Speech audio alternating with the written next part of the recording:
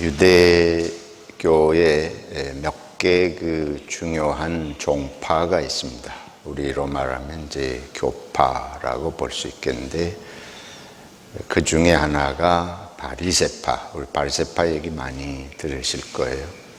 이 바리새파는 율법에 관심이 많은 사람들입니다. 그래서 유대교의 613가지의 율법이 바리새파에 의해서 주로 발전이 되었습니다. 다른 한 종파가 사두개파라고 하는 종파예요. 오늘 나오는 종파인데, 이들은 이스라엘의 제사장 계통의 사람들이 소속되어 있고, 상당히 부유층으로 알려진 사람들입니다. 그 외에도 이제 열심당이니 에세네파니 이런 종파들이 있는데, 대표적인 바리새파하고 사두개파가 그들의 종교적인 교리, 구약 성경에 대한 이해가 많은 부분에서 이렇게 좀 상충됩니다. 그 중에 하나가 부활에 대한 교리입니다. 바리새파 사람들은 부활을 믿는 반면에 사두개파 사람들은 부활을 믿지를 않는 그런 사람들이에요. 바리새파는 천사나 마귀 이런 존재도 믿지만, 바리새파는 그런 것들을 잘 믿지를 않습니다. 그래서 한마디로 말하면 이 사두개파는 대단히 현실주의적인 사람들이라고 그렇게 볼 수 있겠습니다. 이 사람들이 이제 부활을 믿지를 않으니까 예수님에게 와서 부활에 대한 나름대로의 자기들이 볼 때는 부활이 없다, 이치에 맞지 않는다, 인간의 경험상 이게 합당하지 않다, 그런 생각들을 가지고 와서 예수님하고 이제 대화를 청하면서 한 이야기가 오늘의 내용입니다.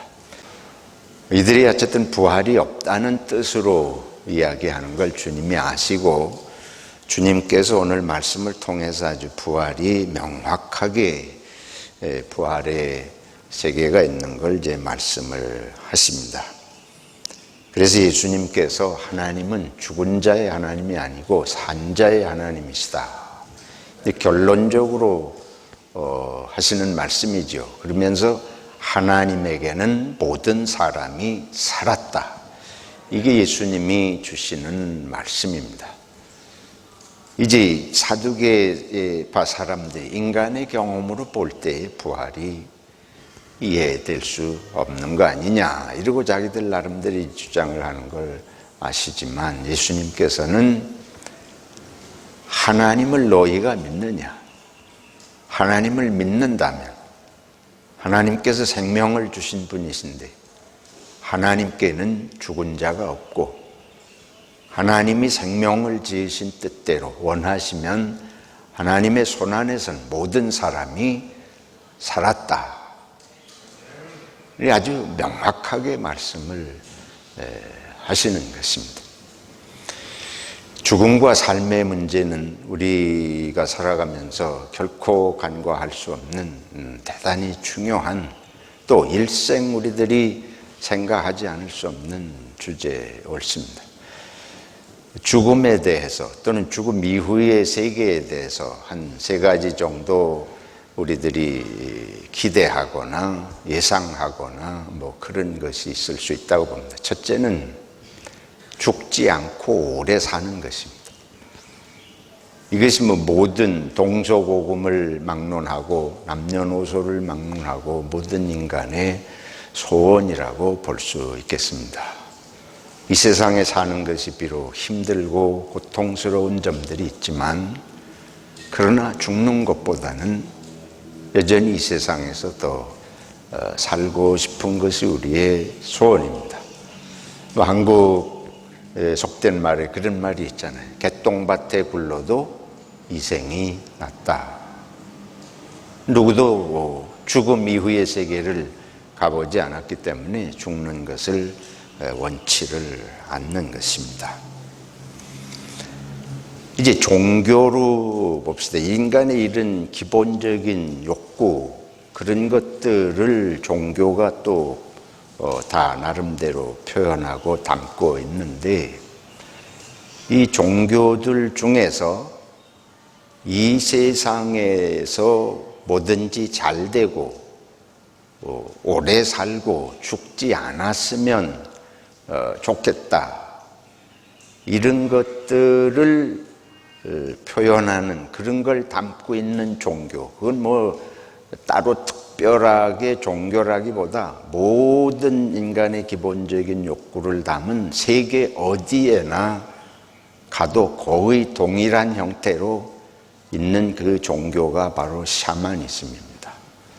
한국에서 이것이 이제 무교, 무당 종교, 무속 종교, 한국의 토속 종교인데, 본래 이 샤머니즘이라고 하는 것은 종교학자들은 동북아 지방에만 있는 것으로 그렇게 주장을 했습니다. 시베리아 지역을 근거로 해가지고 이게 남쪽으로 내려와서 한국이나 동북아 지역에 샤머니즘이 있다, 이렇게 봤는데, 그러나 최근에 이런 연구에 의하면 이 샤머니즘은 동북아에만 있는 게 아니에요. 이건 세계의 모든, 아프리카나 아메리카나 뭐 유럽이나 어디든지 모든 종교의 기본이 샤머니즘입니다. 샤머니즘은, 이 무속 종교는 아주 간단해요. 살아서 우리가 건강하고 모든 일이 잘 되는 거예요. 그리고 살아있는 동안에 병을 앓지 않고 재앙을 만나지 않는 것입니다. 그래서 가끔 말씀드리는 대로 제재 초복, 재앙은 물리치고 복은 불러오는, 초복, 복을 불러오는.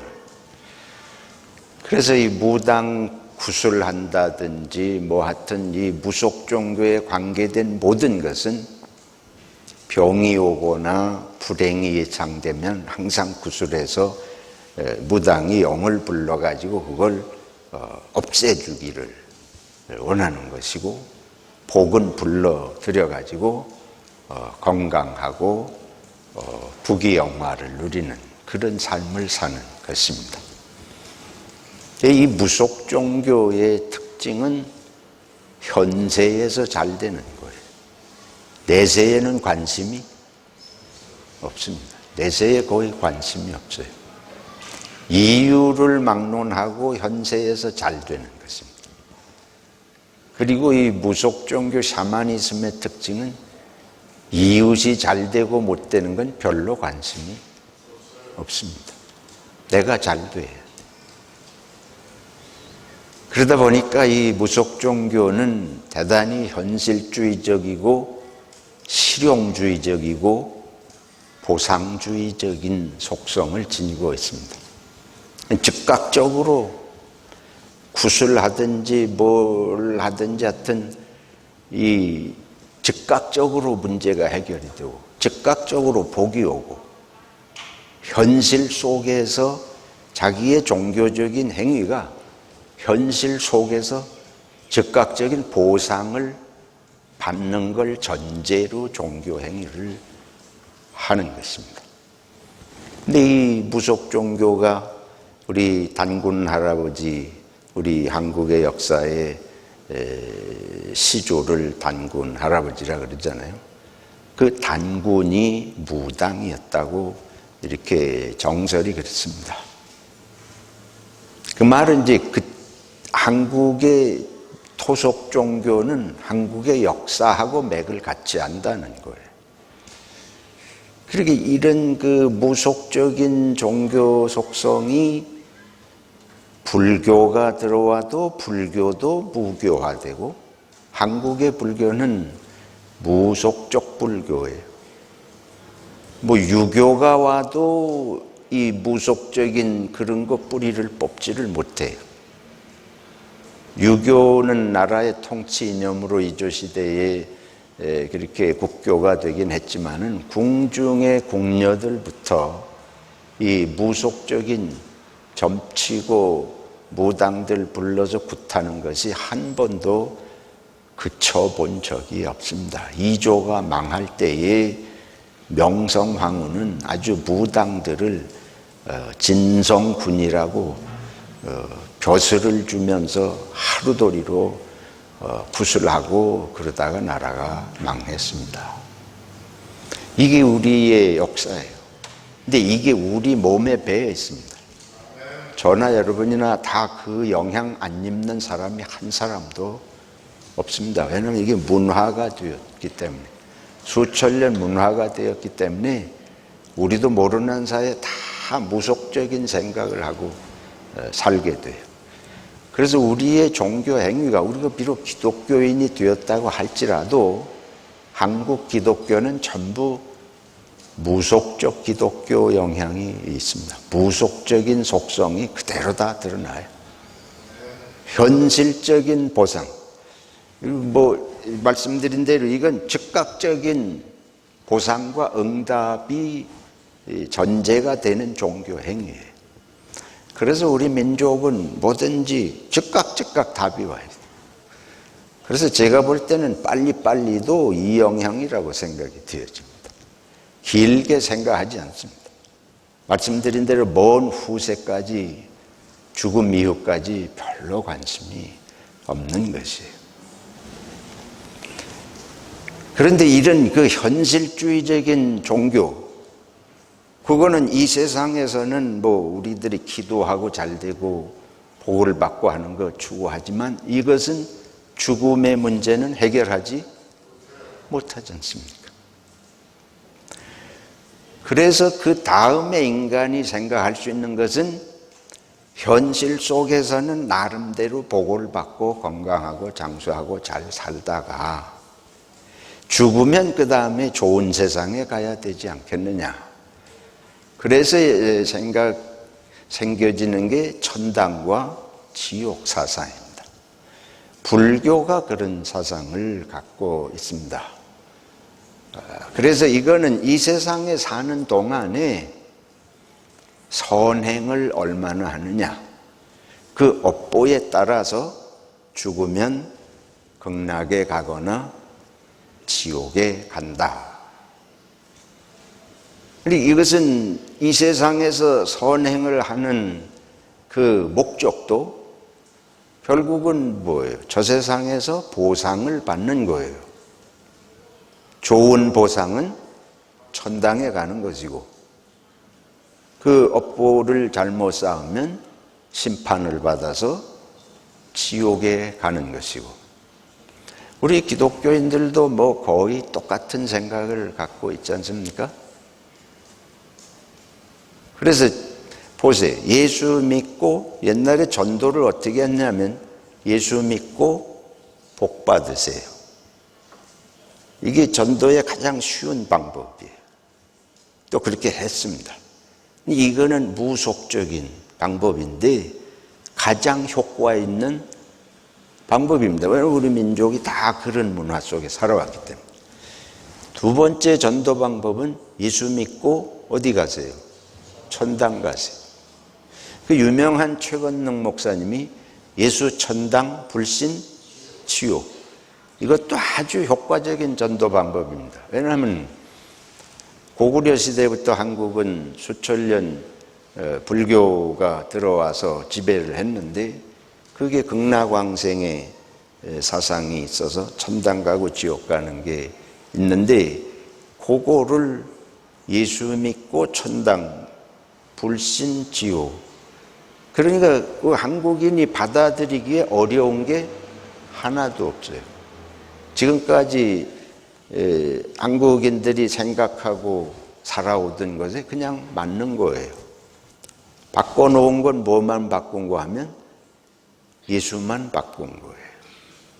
무교에서 예수교로, 부처님에서 누구로? 예수님으로. 이런 얘기하면 저게 또 헛소리 아닌가, 여러분 의아하시겠지만은 이게 우리들의 한국 교회를 제가 진단하면서 좀 생각을 해보자고 드리는 말씀입니다. 우리 기독교 물론 그 내용이 없다고 제가 말씀을 드리려는 건 아니에요. 근데 이 두 가지가 주로 우리 민족이 5,000년 내려오면서 우리를 지배했던 사상인데, 교회도 그 사상에서 대동소이 뭐 큰 차이 없이 이런 생각으로 되어 있지 않나 제가 보기는. 그러면 기독교는 뭐가 다르냐? 그거하고 무슨 다른 게 있냐? 죽음에 대한 이후의 세계에 대해서 무슨 다른 생각이 있느냐? 오늘 이제 우리가 이거에 대해서 분명하게 좀 인식을 하면 좋겠습니다. 기독교는 이 두 사상하고 아주 근원적으로 다른 점이 있는 걸 우리 한국 교회가 좀 이해할 필요가 있습니다. 지금 보세요. 이 세상에서 종교적인 행위를 통해서 즉각적으로 복을 받고 화를 물리치는 거, 이게 현실주의적이고 실용적인 무속 종교 영향이라고 말씀을 드렸어요. 이 세상에서 선행을 하고 중생을 구제하고 뭐 이런 또 수도 생활을 하고 그런 걸 통해서 극락에 가고 더 최고는 아주 해탈을 통해서 열반에 이르고, 안 그러면 지옥에 가거나 인간 이하의 다른 뭐 피조물로 난다는 이제 윤회 사상이 불교에 있는데, 그런 거하고 달리 그럼 기독교는 뭐냐? 이거는 이 세상이 항상 관심이에요. 어쨌든 이 둘 다 초점은 이 세상에서 출발하는 것입니다. 저 세상에 별 관심이 없거나 부수적인 부산물로 보상으로 따라오는 것인데, 그럼 기독교도 이 세상에서 잘 살고 예수 믿고 바르게 살아서 그 보상으로 천국이 주어지는 것이냐? 대부분 그렇게 무의식 중에 생각하실 수 있습니다. 그럼 뭐라고 나무랄 일은 아닙니다. 근데 이제 예수님의 말씀을 우리가 보십시다. 예수님께서 오셔서 하신 첫 번째 설교를 여러분 잘 아시는 대로, 하나님의 나라가 가까이 왔으니 뭐하라? 회개하라. 예수님의 메시지는 느닷없이 하나님의 나라를 말씀을 하셨습니다.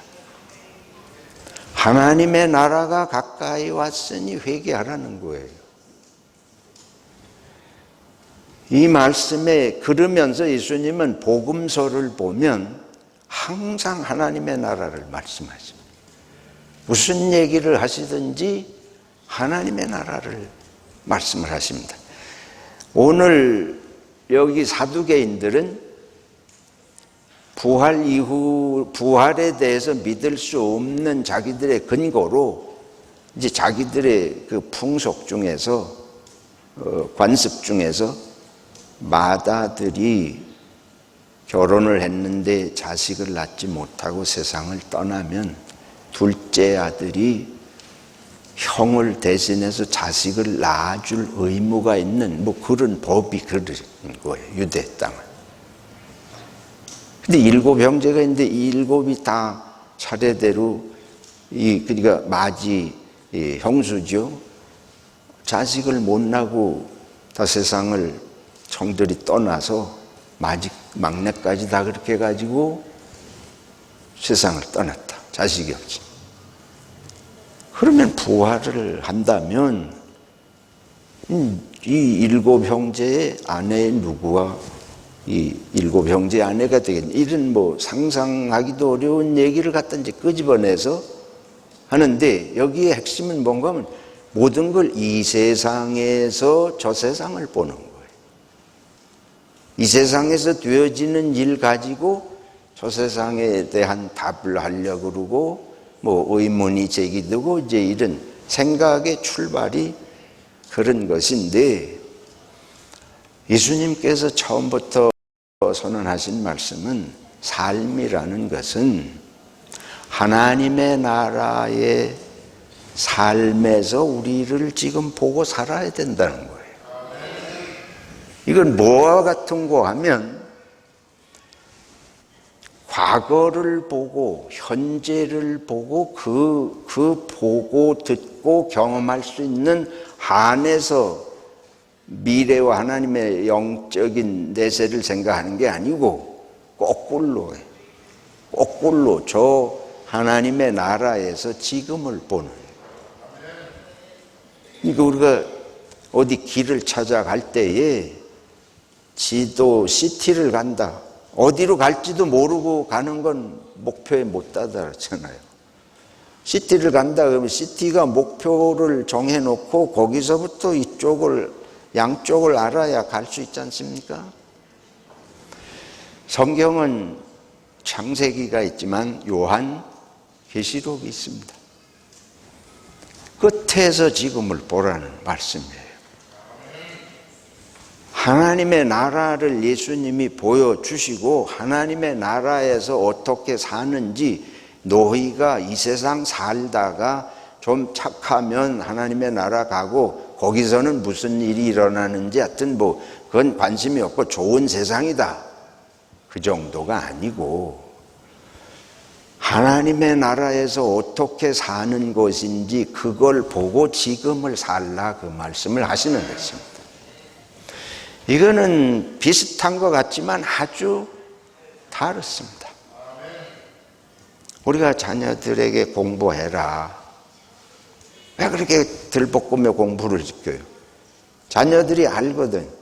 부모님들이 알아요. 공부 못하면 나중에 세상에 가서 살 수가 없는 걸 부모님들이 아시니까, 벌써 경험을 하고 아시니까 장래를 생각하고 공부하라 그러는 거 아니겠습니까? 한국에서는 너무 그게 심해서 문제지만은 어쨌든 예수님께서는 우리가 살아가는데 삶의 동기, 살아가는 의미, 살아가는 목적지를 알고 거기 가면 어떻게 살지를 알기 때문에 지금 그렇게 사는 것이지 살다 보니까 거기 가는 것이 아니라는 거예요. 살다 보니까 가면은 이리로도 갔다가 저리로도 갔다가, 그래서 우리 그리스도인들이 예수님께서 말씀하신 이 하나님의 나라의 비유를 아주 절대적으로 중요하게 생각하고 연구해서 현실을 그렇게 살려고 해야 할 줄로 믿습니다.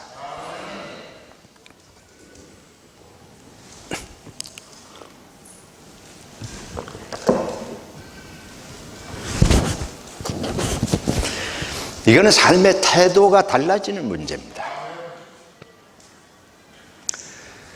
성경이 항상 예수님께서는 끝을 보고, 예수님께서 죽으심 자체도 그래요. 부활이 없이 예수님께서 죽으셨다면 허망한 죽음 아닙니까? 그래서 우리 기독교는 하나님의 나라의 삶을 알고 이 세상을 살다가 그 하나님의 나라에 가서 진짜 그렇게 사는, 할렐루야, 이거 진짜 그렇게 살려고 가는 세상입니다. 거기 가서는 어떻게 되는지 모르는 게 아니에요. 그래서 예수님은 하나님의 나라의 삶의 내용을 구체적으로 말씀들을 비유를 통해서 해 주셨습니다. 예수님은 막연한 말씀을 하시지 않고 아주 확실하게 하나님의 나라에서의 삶이 어떤 내용인지를 말씀하신 거예요. 우리 그리스도인들에게는 어떻게 좀 살다가 하나님의 마음에 들어가지고 천국에 가는 게 아니고, 하나님은 우리를 다 구원하셔서 천국에 다 들어오기를 원하시고, 그게 하나님의 사랑입니다. 본래 천국 백성으로 하나님의 생명으로 지으셨는데 그 내용은 뭔고 하면, 하나님의 나라의 삶의 내용은 예수님께서 해주신 건 두 가지. 모든 계명의 삶의 핵심은 하나님을 사랑하고 이웃을 사랑하고, 그게 하나님의 나라에서의 삶의 내용이라는 것입니다. 근데 그것을 이 세상에서도 그렇게 살아라. 그러니까 하나님의 나라는 이 세상하고 다른 것이 아니에요. 그래서 예수님 뭐라고 그러신 거면 뜻이 하늘에서 이루어진 것처럼 어디에서도 땅에서도 그 뜻이 무엇이에요? 하나님을 사랑하고 이웃을 사랑하는 게 하나님의 나라에서 이루어지는 삶의 전부이고 그게 이 세상에서도 이루어지는 것이 우리가 살아가는 의미고 목적입니다. 그 이상도 이하도 뭐가 의미가 있습니까? 그래서 우리가 생각하는 죽음과 부활은 아주 근원적으로 다른 것입니다. 하나님의 나라에 대한 부활과 영생의 소망이 없으면 이 세상을 은혜롭게 힘있게 기쁘게 살아갈 수가 없습니다.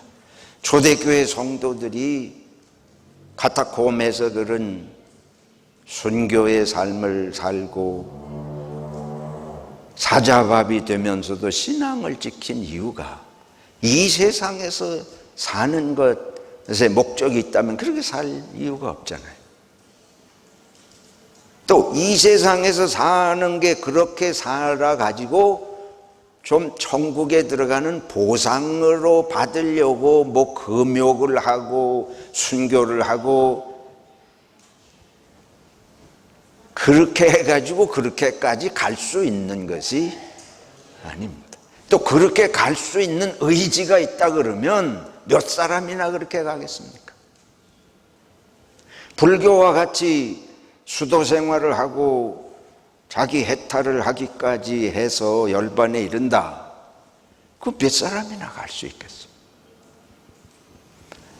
하나님께서는 당신이 지은 모든 저와 여러분을 포함한 모든 사람이 하나님의 나라의 영원한 생명의 참된 천국의 사랑을 누리기를 원하시는 줄로 믿습니다.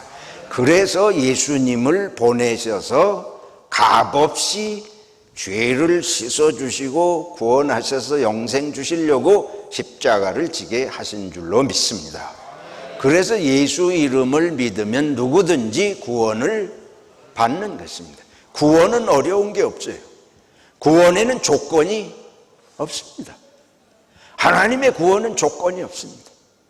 하나님의 구원과 사랑은 무조건입니다. 예수 안에서. 예수 안에서라는 건 뭘 말해요? 나는 그 나라에 가서 그런 삶 살기 원하지 않습니다. 그거는 도리가 없어요. 근데 예수 믿는다는 건 예수 이름을 부르는 주문을 부르듯이 예수 이름을 외우면 천국에 간다는 말을 하는 것이 아니고 나는 하나님이 나를 지으신 걸 믿고 하나님이 나를 사랑하시는 걸 믿고 하나님이 내가 이웃과 사랑하면서 사는 세계로 인도하는 것을 나는 믿습니다. 예수님을 믿으면 그 세계에 나를 인도하셔서 거기서 정말 그렇게 사랑하며 살 수 있는 세계를 주시는 걸 믿습니다. 그런데 제가 거기 가서 그렇게 사랑하고 살 수 있는 세계를 내가 좋아하고 나는 그렇게 살고 싶습니다. 이런 고백인 줄로 믿습니다. 그리고 이게 그 삶에 대한 고백이에요. 그냥 예수 믿으면 마법처럼 천국에 간다 이런 식으로 우리가 잘못 생각하고 있잖아요. 그게 아니고 예수 믿으면 예수님처럼 하나님을 사랑하고 서로 사랑하는 그 삶의 세계에 가는 것을 믿는 거예요. 그리고 내가 그렇게 살고 싶은 걸 고백하는 겁니다. 그런데 우리가 예수 믿어도 그게 사실 이 세상에서는 잘 안 되잖아요. 한계가 있습니다. 우리 속이 죄의 본성이죠. 그래서 우리를 도우시기 위해서 하나님이 성령님을 보내주셨습니다. 그런데 성령의 충만함을 받을 때는 정말 천사같이 우리가 그렇게 마음이 되잖아요. 여러분 다 예수 처음 믿을 때 그런 경험 하셨을 거예요. 온 세상에 아무것도 없어도 천당 같아요. 그렇죠? 예수님께 대해서 너무 감격하고 밥도 안 먹어도 배부르고 연애하는 것보다 그거 더 기쁜 체험. 정말 예수 체험한 그런 체험이 있지 않습니까? 근데 그게 오래 못 가요. 현실 세계에서 그게 온전하지를 못하잖아요. 그래서 하나님께서는 우리들에게 이 세상의 죽음의 문을 통과한 이후에 예수 그리스도와 하나님 아버지와 사랑하는 저와 여러분과 가족들이 정말 참되게 사랑하는 영원한 영생의 천국을 준비하신 줄로 믿습니다. 예수님이 그 말씀하셨어요. 그래서 내가 그 처소를 예비하러 간다. 거기 가서 우리가 사는 것은 바로 정말 사랑하고 사는 그 삶입니다. 이거는 이 세상에서 조금 잘 살았다고 그 보상으로 주어지는 것이 아니에요. 이거는 예수 그리스도 은혜 아래서 하나님이 모든 하나님의 지음을 받은 모든 생명들에게 그냥 주시기 원하시는 참된 생명의 세계 옳습니다. 이걸 확신하시기를 축원합니다. 이렇게 예수 믿으면 구원받고 그 영원한 세계에 가서 이제 우린 거기 가서 지금 상상할 수 없는 그런 사랑의 삶의 세계를 산다. 그리고 동시에 아울러서 요한계시록에 말씀한 대로 거긴 눈물도 없고 이별도 없고 고통도 없고 질병도 물론 없는 그런 참으로 완전한 세계인데, 그러나 여러분 결론적으로 한 말씀 드리려고 하는 건 눈물도 없고 이별도 없고 고통도 질병도 없다고 그것만 천국입니까? 그러면 천국 되겠습니까? 그리고 호주에 오니까 한국보다 훨씬 좋았는데 여전히 천국은 여전히 부부지간에 쌈질을 하잖아요. 문제는 우리의 마음이 변화되지 않으면, 내 존재가 변화되지 않으면 천국은 없습니다. 이제 하나님의 나라의 천국은 모든 환경의 천국뿐만 아니고 우리가 변화된 존재가 되는 곳인 줄로 믿습니다. 그래서 이제 이것이 무교하고 불교하고 기독교가 다른 점인 요 지점이에요. 우리는 하나님이 참으로 천국을 마련해 놓으셨고 예수 그리스도를 통해서 우리가 가는 것은 우리가 천국 백성으로 변화된 존재가 되는 곳인 줄로 믿습니다. 천국은 반드시 있고 있어야 되고 가야 할 곳입니다. 저와 여러분이 반드시 가야 할 곳입니다. 함께 가서 그 나라를 소망하고, 그래서 바울 사도는 그 체험을 하셨기 때문에 나는 하루라도 빨리 떠나서 그 주님 곁에 가는 것이 내가 원하는 것이지만 세상에서 내가 아직도 할 일이 있고 하나님의 나라의 유익이 있다면 그 뜻을 따라서 있을 뿐이지, 내가 바라는 것은 한시라도 빨리 주님 곁으로 가는 것이다. 서로가 기도하면서 부활신앙을 확실히 하고 주님의 은혜를 감사하면서 사랑하면서 격려하면서 때때로 의심도 나고 믿음이 약해질 때에 붙들어주면서 믿음의 길을 끝까지 잘 지켜낼 수 있기를 축원합니다.